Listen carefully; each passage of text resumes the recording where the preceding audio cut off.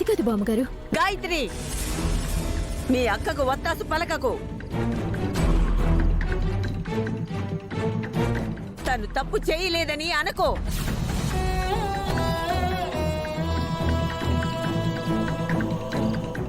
నిన్ను చూడాలంటేనే నాకు అదోలా ఉంది. దయచేసి ఇక్కడి నుంచి బయటికి పో. బామ్మగారు, పో. నా కన్నయ్య విషయంలో ఏ తప్పు నేను క్షమించను.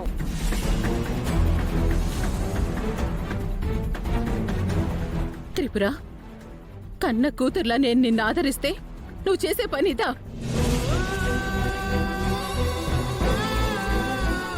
నా కొడుక్కి గతి పట్టిస్తావా?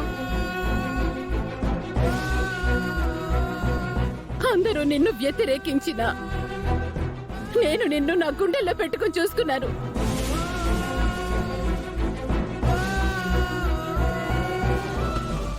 నువ్వే నా కొడుకుని మారుస్తావని బలంగా నమ్మాను.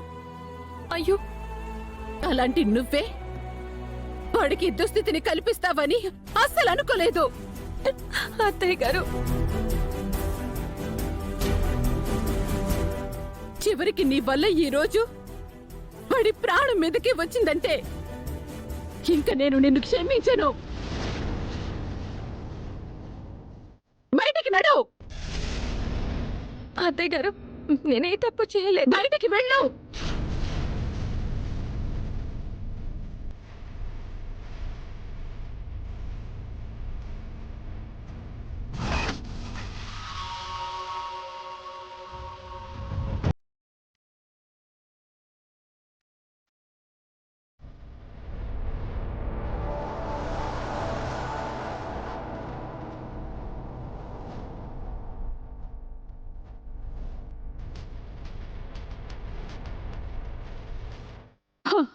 ఇన్ని రోజులు పాపం బాల ఎంతలా కలవరించాడు.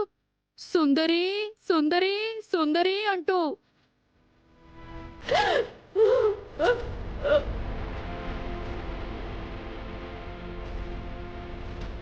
అలాంటి అమాయకుడికి అంత అజాగ్రత్తగా మందులు ఎలా వేసేసిందో.